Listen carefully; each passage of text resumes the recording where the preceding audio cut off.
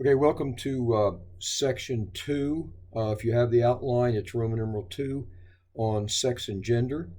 We finished the first research project was Dr. Money. In the video, if you watched the first video, I kept calling him Mooney, but it's Money. And at any rate, we went over his research. And now in this one, we want to hit another one of the main research projects based on the stuff behind the transgender movement. And this is from, this can be found, this project can be found in the New England Journal of Medicine, January 22nd, 2004. And it's Reiner is the name of the researcher, Reiner. And in this particular research project, he selected 16 males who were suffering, they were born with cloacal extrophia. So let's set this up for you so you can follow it. If you're a transgender theorist and you say you have 16 males, you have to define what that means. And so for Reiner, he gave the scientific definition that these 16 boys had XY chromosomes, not XXY, not XYY, or three X's. They had XY chromosomes. So chromosomally, as near as they could tell when this study was done before 2004, they were classified as males. So we're looking at 16 males in the Reiner study. Now, of the 16 males, 14 of them were surgically altered and made female. One more thing I need to tell you before we proceed forward. What are they suffering from? They have XY chromosomes, but they have cloacal extrophia. So what happens is during fetal development, we often say we start out female. It's not exactly right, but start out female. But the male genitalia, external genitalia, is more complicated. There are more changes that have to occur. And so during fetal development, if you have cloacal extrophia, what's happening is as your genitals form, something interferes with it, and you're born with some deformity in your external genitalia. The term cloacal extrophia specifically means like your bladder, which is supposed to be in your pelvis. When you're born, it's outside of your pelvis, extrophia. That's sort of what the word implies. But for our purposes, just know that they were born and there was obviously something wrong with their genitalia. So what happened to these 16 people? Well, 14 of the boys were surgically made into females. And the reason for this was based on Money's previous research that said maleness and femaleness is a social construct. It's not based in genetics. And so when these 16 boys were born, they had to do some surgery because they wouldn't be normal. And so the doctor said, well, according to Money, it's easier to make them females because there's less surgery needed.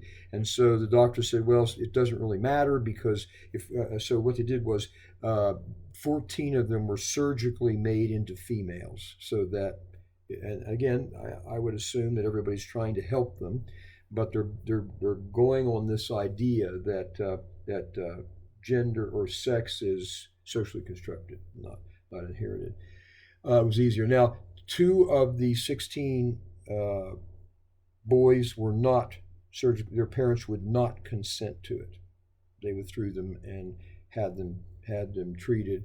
Okay,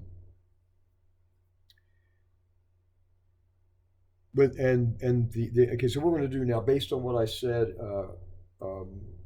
earlier, that you have to study the people for a long time. You can't study them for 3 years and declare that it's a success. You have to kind of follow them through life. So what we'll do with these 16, we'll follow them through. So the 2 that refused to have their children surgically made into females, when they grew up, they remained male. They liked females, they liked male things, etc., etc. 8 of the 16 that they had surgically made into females grew up, and like the earlier study, they simply got mad and declared themselves male. Hell with this. I'm a male, and yada, yada, yada. 4 of the 16 lived as females for many, many years. I assume they're still living as females. And 1 of the 16 was unclear about what sex they were. So those are the results of that. So let me repeat it very quickly. We have 16 males who have problems. So we have to do something. We're just not mutilating them.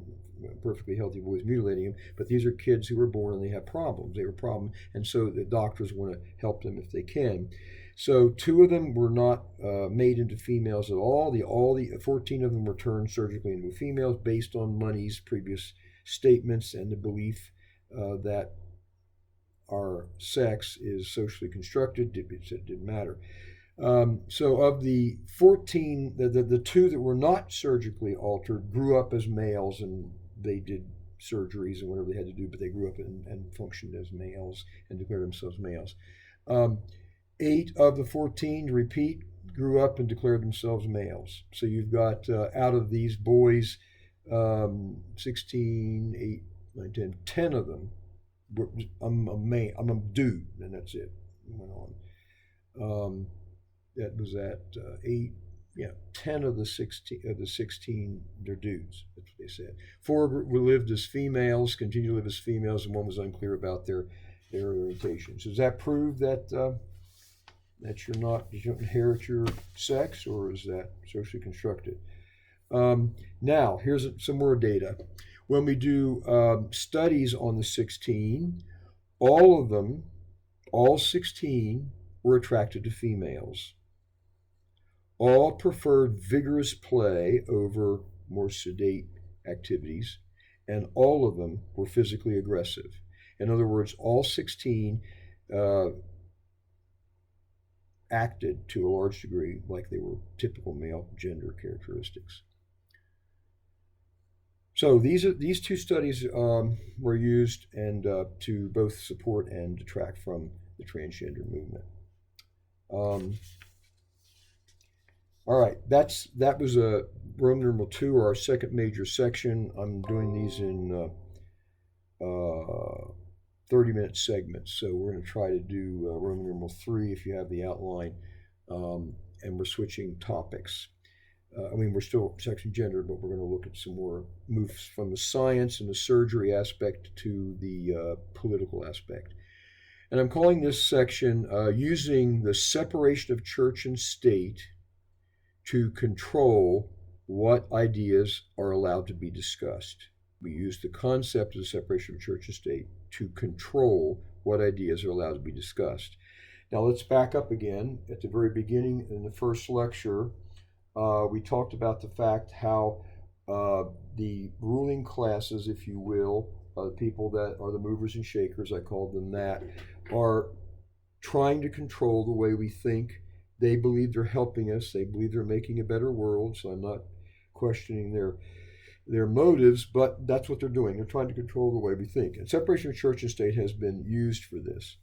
So let's describe how. It is useful for many, many things, but mostly it's a pivotal point for moving us from a Christian worldview to a secular worldview. We call it a secular worldview. So what does the Constitution say about this? Well, Article 1 of the Constitution says, I quote, Congress shall make no law respecting the establishment of religion, or prohibiting the free exercise thereof, or abridging the freedom of speech, or the press, or the right of the people peaceably to assemble and petition the government for redress of grievances. Now let's pay attention to a couple of things. First of all, this restriction only applies to the federal government. Congress shall make no law. So any law that Congress makes, so it's the Congress that can't do this.